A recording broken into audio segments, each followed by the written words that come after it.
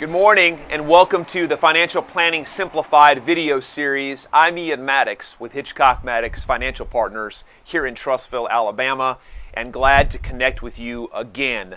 We have continued these weekly updates and will continue to do so for the foreseeable future, and glad to connect with you. So more data, lots more data, and I've got a bunch of positive news to share today, which is incredibly encouraging in light of a historic global event that is unprecedented in modern times. So let's tackle the negative news first and foremost, or really negative but not unanticipated, not unexpected, and that is that we have our first insight into the economic impact of COVID-19 on the U.S. economy.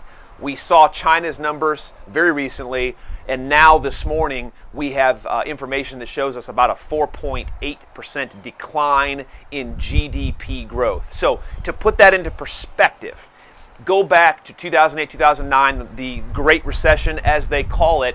The worst number, quarterly number we got was 8.4, I believe. I looked at this earlier. I think it was 8.4% reduction or shrinkage of GDP. We're at 4.8. The difference being that was a technically it was a long-term building process, but the recession itself was 12, 18 months. This has happened in the span of one quarter.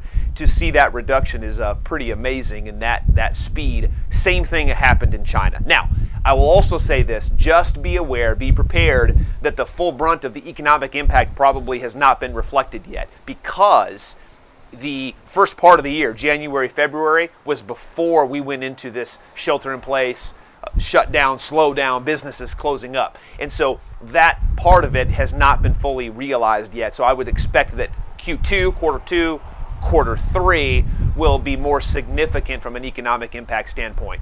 Until we have, and I've said this before, until we have a treatment that's viable or a vaccine, this is just going to be lingering with us for a long time. Could have some resurgence. I don't know. That's not my area of expertise.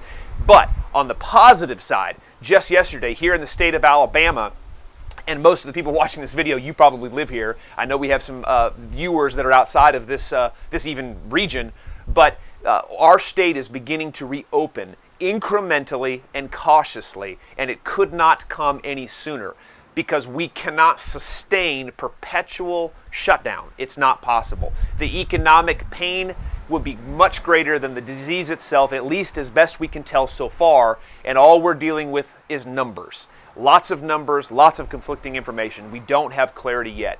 So until we get there, that's good news that things can begin to open up. We can begin to see some economic activity resurge, which is wonderful. The other piece of positive news, I mentioned this in last week's video, and that is that there was additional monies, I know a lot of you know this, additional monies that came in to backfill part of the CARES Act, the PPP.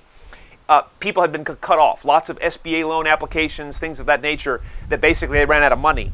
And I know directly, not only from people here locally, but actual clients that were cut off that have now received funding. So their financial institution, wherever they bank, has come back and said, oh, we got money, now you're being fulfilled for that. That's good news, because all of those small businesses that are applying for these loans, these either forgivable loans, whatever, to keep people employed, to keep payroll running, those are all instrumental in the lifeblood of our economy locally, right here in Trussville, Birmingham, Jefferson County, and then beyond to the state of Alabama. So those are pieces of good news. Now, practical advice, and I have said this in a couple of different ways. In fact, I was saying things like this way before COVID, and that has to do with being cautious about making financial decisions in stressful times.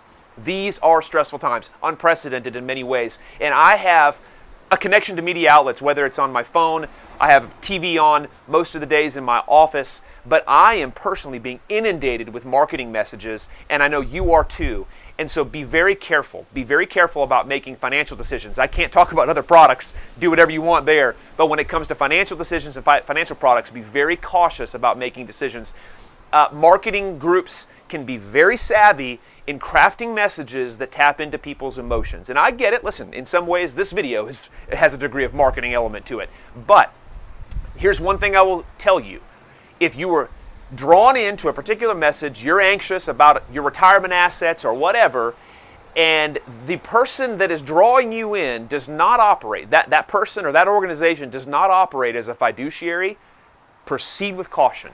And by fiduciary, what I mean is that that person, that organization is operating under the premise that they put your priorities, they put your needs, they put your information above all else. They look comprehensively at the whole picture and only make recommendations that make sense for you under your circumstances, your risk tolerance, etc.